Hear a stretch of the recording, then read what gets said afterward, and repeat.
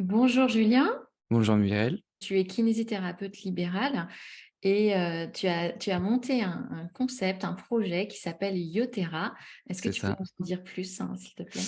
L'histoire du projet, en fait, pour la petite anecdote, il y a 1 an et demi, je me suis cassé le coude. Et je me suis dit: «Bah, je viens de commencer l'activité libérale, autant prendre le temps pour, lire, me renseigner, aller sur internet» et on se rend compte que c'est hyper difficile et j'avais toutes mes journées pour le faire et pour autant, je pouvais y passer des heures et des heures, à chercher, une information, souvent, pour que ça donne à peu près rien. Donc, te vient l'idée de lancer ce site Yotera qui propose des solutions, des ressources pour trouver des infos fiables au niveau scientifique, en fait, hein. Ouais, à l'heure actuelle, il y a très peu de sites, qui font cela, en tout cas en France. Il y en Mm. a, vraiment très peu et il y a beaucoup de journaux, mais papier. Bah, c'est surtout destiné pour les kinés parce que, bah, je suis kiné et je trouve ça plus logique pour moi. Enfin, je sais un peu les attentes vu que je suis dedans, surtout que je viens de commencer donc d'autant plus et voilà, le but, c'est vraiment de centraliser un peu les informations, toutes thématiques comprises, avec une barre de recherche pour trouver, facilement, avec des catégories, avec des filtres et cetera. Le but, c'est que ce soit vraiment pratique. Donc, tu as développé un site qui s'appelle Yotera et tout un écosystème autour avec quand même un gros travail sur les réseaux sociaux, notamment sur Oui. Instagram. Je ne sais pas si tu as développé d'autres réseaux Je sociaux. suis à peu près partout, sauf TikTok et Twitter. Tu sais que les professeurs de yoga, en fait, c'est ça qui m'a plu, c'est pour ça que j'avais envie de te présenter à eux. Bah, ils ont les mêmes difficultés, en fait, pour trouver une information fiable et scientifique, parce que leur formation repose essentiellement sur des textes bah, plus ou moins anciens, enfin, en tout cas qui retranscrivent des données assez anciennes. Et au niveau médical, elles sont parfois surprenantes, ces données. Alors, je vais t'en lire une, par exemple. L'asthme est psychosomatique et on va le soigner avec des techniques de nidra, c'est-à-dire de relaxation et de silence intérieur. Voilà, et ça va soigner la cause de la nervosité et donc l'asthme.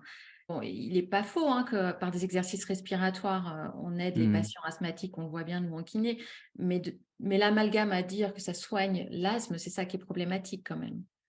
Ah bah, oui, oui, en tant que kiné, c'est sûr que ça pique un peu d'entendre ça.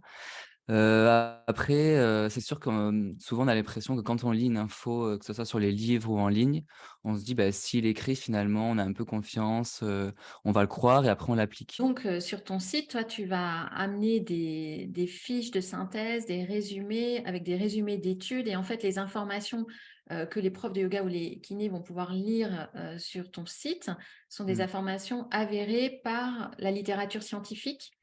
Oui, en fait, surtout pour les, articles et les fiches, on se base que sur des références scientifiques.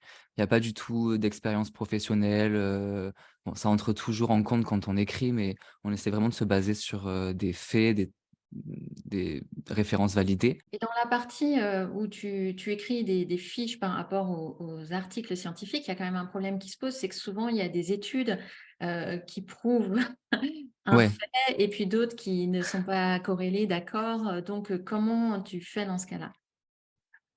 Et beh, on essaie de choisir un peu les études qui nous arrangent. Non, c'est pas vrai, c'est pas vrai. On essaie de non, non, non. En fait, les études, elles ont, différentes qualités et il y a aussi des échelles, dans l'échelle de Pedro, par exemple, le score de Pedro, qui permet de savoir si l'étude, elle est de plus ou moins bonne qualité. Je tiens à dire là que, les fiches sont très synthétiques, c'est vraiment très agréable à lire, rapide, efficace et donc, pour les gens qui manquent de temps, il y a des informations, claires, nettes, concises, précises, quoi. Oui, bah, c'est clairement le but, hein. C'est le Ouais. but, ce serait presque qu'on puisse, entre 2 patients, si on a un trou, d'aller chercher une info sur Yotera, quoi. Voilà, bah, c'est très réussi et sur les réseaux sociaux également, hein, je dois dire, tu fais un gros travail, sur, les publications sur Instagram, qui sont des carousels qui résument chaque Mmh. article et donc en 3-4 slides, ça y est, on a réussi à avoir l'idée phare qu'on devait retenir sur une notion. Oui, bah, c'est ça, j'essaie d'en faire un peu pour tout le monde. Je sais qu'il y a des gens qui prennent moins le temps de lire, et j'essaie de faire à la fois du contenu assez, rapide à lire, visuel et à la fois du texte. Quelle piste tu donnerais, à un professeur de yoga qui chercherait à avoir des informations fiables, sur la santé et la rééducation? Sur internet, déjà, je vais parler parce que c'est quand même, le plus gros de ce qui existe. Bien sûr. Les sources fiables, tu connais, c'est PubMed. Heu, Or PubMed est un peu compliqué à prendre en main et moi je conseille beaucoup aux gens d'utiliser, Google Scholar. Alors on a l'impression que c'est Google et que, c'est un peu non fiable, mais en fait Google Scholar, ils ont un moteur de recherche qui je trouve est beaucoup plus efficace que PubMed. D'accord. Donc voilà, beaucoup plus simple pour, les gens qui sont pas trop habitués à ça. Alors, je crois savoir que tu pratiques le yoga également, Oui. est-ce que tu t'es intéressée uniquement au travail sur le corps physique ou bien est-ce que, le travail sur le corps, plus subtil, plus énergétique, ou spirituel t'intéresse aussi ou pas? Ben non, mais j'assume complètement que c'est vraiment pour le côté physique. D'accord. J'adore cet enchaînement de postures et je fais de l'ashtanga, pardon, Mmh. donc un peu plus physique et rythmé et je me suis très peu intéressé au côté spirituel. Ça, c'est mon côté un peu, scientifique, cartésien, donné, d'études. Et ce qui est intéressant dans l'ashtanga, c'est qu'en fait, on a l'impression qu'on travaille que sur le corps physique et en Mmh. fait, ce rituel, de posture enchaînée qui nous place dans une certaine condition mentale et qui fait qu'on coordonne le souffle avec, toute la salle, hein, qui pratique avec nous, c'est ça qui amène des transformations aussi sur d'autres plans, sans qu'on s'en rende compte. Donc, moi, je trouve que c'est une bonne manière de débuter le yoga quand on est plus axé sur le corps physique. Du coup, est-ce que tu l'utilises en soins pour tes patients? Complètement. Typiquement, pour, les lombalgies, essentiellement et en fait, finalement, ce qui est bien avec le yoga, c'est que vu comme ça travaille vraiment tout le corps, je j'ai pas de mal à l'utiliser même pour des genoux, des chevilles, Et pour la méditation, est-ce que tu as une sorte de tabou à l'utiliser avec tes patients ou bien, pour toi, c'est naturel que la prise en charge, kiné soit holistique et intègre aussi ces plans-là? J'ai pas encore passé le cap, mais j'y pense. J'avoue qu'il y a tellement de choses à faire déjà et le temps est souvent un peu restreint que j'ose pas encore, placer la méditation dans mes séances, mais j'y pense, énormément. Ouais, Oui, puis il y a un gros problème en général aussi de local, c'est-à-dire, c'est difficile en kiné d'être dans ouais. un Un environnement endroit calme, calme. Mmh. propice à la méditation, c'est vrai. C'est un peu ça, ouais. Alors, pour les kinés aussi, je trouve qu'on a quand même ce problème, quand on va en formation, d'un formateur qui dit: «Bon, bah, ça fait 30 ans que je fais ça en cabinet, ça marche donc suivez mon expérience» et je trouve ça un peu déroutant, qu'on en soit encore là. Qu'est-ce que tu en penses? Est-ce que, par exemple, dans ta formation initiale, tu as eu, ce genre de problématique? Alors ce qui est bien maintenant, c'est que on peut vite se rendre compte de ça parce que maintenant, en général, dans les nouvelles formations, ils indiquent toujours les références et comme dans Yotera, c'est-à-dire qu'à la fin de chaque phrase ou de chaque slide, du coup, on met toujours en bas, la référence, même si c'est qu'une seule, finalement, c'est déjà énorme. Donc on s'en rend vite compte et je pense que maintenant, il y a beaucoup de kinés qui se disent, «Bah, finalement, s'il fait ça, bah, c'est bien», mais on ne sait pas.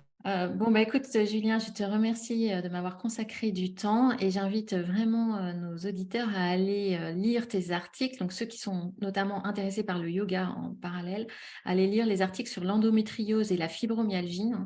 Eh beh, je te remercie de m'avoir, accueilli et posé ces questions. C'était un plaisir et pareil, j'espère que les lecteurs de Yotera, ils pourront se retourner, en tout cas ceux qui sont intéressés par le yoga et je sais qu'il y en a beaucoup et de plus en plus d'ailleurs et je pense que je les inviterai bien sûr à aller vers toi.